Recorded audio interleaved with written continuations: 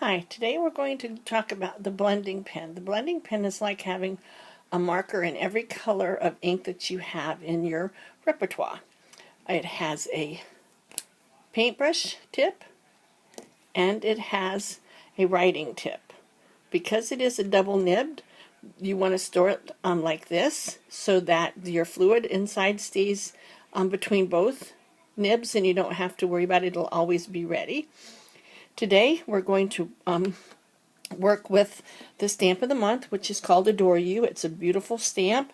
I already pre-stamped these using the archival ink, so they're ready to go, and you can see I've been practicing a little. We're going to start with the Blossom ink, which is right now on back order, but it will be available real soon. Don't you love the magnetic openings? So the first thing we're going to want to do is I squeezed it, so I put a little ink in the lid, or I sometimes like to use the corner of the ink pad because I load my stamp usually in the center, so it's not always as juicy as the edges. So you can use the edge or you can use the lid, and the first thing you want to do is pick up some ink. Now right now it's going to be really heavy on there, so you're going to want to use that for the first coloring for the shading. So you just kind of put that in there, pick up a little bit more if you want it real dark, and then just bring it out, and you can see how much lighter it is. Then you can just bring some more. The key to remembering is that when you're working with a wet medium and paper, you don't want to wet it so much that the paper goes back to its original pulp version.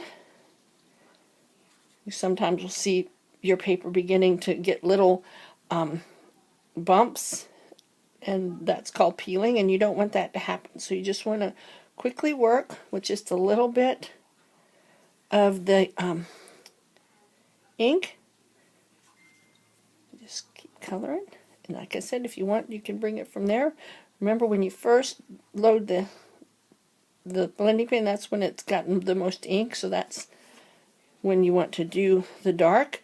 If you are trying to just do light and you need to reload, you can always just color off on some scratch paper after you've loaded it and then go to your project. So to keep it light, we're going to color these, trying to stay in the lines, which sometimes is hard when you're trying to do a video and you're a little bit nervous. I'm getting better at these, I hope.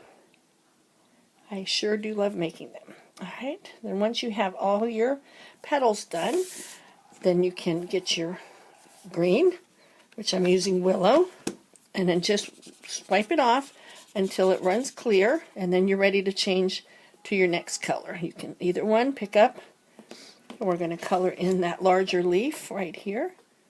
Again, bring it in so that it's nice and dark, and then it will shade out. For the little ones. So cute. I love coloring. And then you're pretty much done. You can do something in the center, or you could even actually put a pretty little gem in the center. Now let's try a second color. So we're going to bring in raspberry, and again we squeezed. Don't you like how the lid just stays right with it? Wipe it off a little bit, and then pick up, and then we'll put a little bit of that in the center where we were doing the shading before. And just keep doing that all the way around.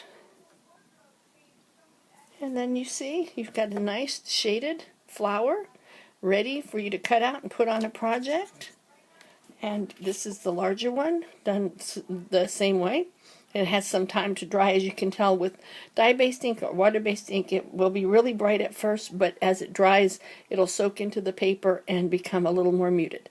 I hope you enjoyed it, and see you next time.